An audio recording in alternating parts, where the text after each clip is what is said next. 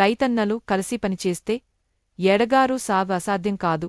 Alluri irrigation కార్యాలయంలో Somasila project committee ఉపాధ్యక్షుడు బీద గిరిధర్, ఇరిగేషన్ డైరెక్టర్లు రైతులతో కలిసి చర్చలు నిర్వహించారు. గిరిధర్ చెబుతున్న సంగతి చాలా స్పష్టంగా ఉంది. సాగునీటి కాలువలు సరిగ్గా రిపేర్ చేసుకుంటే, ఒకరికొకరు సహాయం చేస్తే ఎడగారు సాగు అసాధ్యం కాదు. రైతులు ముందుకు వస్తే మేము నీటి కొరత లేకుండా వ్యవస్థను సిద్ధం చేస్తాం అన్నారు. ఇందులో ప్రత్యేకంగా చెప్పుకోవాల్సిందేమిటంటే స్పైడర్ ఎస్కేప్ 2 ఆయకట్టు కింద ఉన్న రైతులు కాలువల పునరుద్ధరణలో చురుకుగా పాల్గొనాలని, సమ్మిష్టిగా పనిచేస్తే రాబోయే రోజుల్లో ఎడగారు సాగు బాగా జరుగుతుందని స్పష్టం చేశారు. నమస్కారం. ఈరోజు ఇక్కడ అల్లూరు ఇరిగేషన్ సెక్షన్లోని రైతులు నీటి సంఘాల ప్రెసిడెంట్లందరితో ఇరిగేషన్ డిపార్ట్మెంట్ వారి ఆధ్వర్యంలో ఈరోజు మేము అందరం సమావేశం ఏర్పాటు చేసుకోవడం జరిగింది.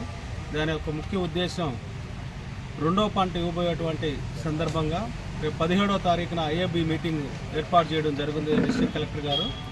ఆ ఐఏబీ మీటింగ్లో మన ఏరియాలో ఉన్నటువంటి సమస్యలు, మనకి ఎంత ఏరియా ఎన్ని నీళ్లు తెచ్చుకుంటే మన మొత్తం పొలాలు పండుతాయి, అదేవిధంగా కాలువల మెయింటెనెన్స్ ఏ విధంగా చేసుకోవాలా అనేది మేమందరం కూడా ఇక్కడ చర్చించుకొని దాన్ని ఎమ్మెల్యే గారి దృష్టికి తీసుకుపోయి ఎమ్మెల్యే గారి ద్వారా ఐఏబీలో మాకు అవసరమైనటువంటి నీటిని తీసుకొనడం అయితే కొరకు, అదేవిధంగా కాలువల మెయింటెనెన్స్ కొరకు కూడా ఏ విధంగా మేము కాలువల్ని మెయింటైన్ చేసి రైతులందరికీ ఇక్కడ పంటలు పండించేదాన్ని ఏ విధంగా చేస్తే బాగుంటుంది అనేది మేమందరం ఇక్కడ చర్చించుకొని నిర్ణయం తీసుకోవడం కోసం ఇక్కడ సమావేశం ఏర్పాటు చేసుకోవడం జరిగింది.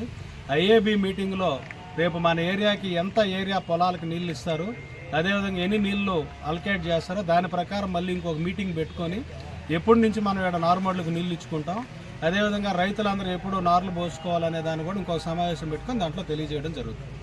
ఈ విషయంపై మీ అభిప్రాయం కామెంట్లలో చెప్పండి. ఈ వీడియో నచ్చితే లైక్, షేర్ చేయండి. ఇంకా ఇలాంటి గ్రామీణ అభివృద్ధి విశేషాల కోసం మై టీవీ న్యూస్ ఛానల్ను సబ్స్క్రైబ్ చేయండి.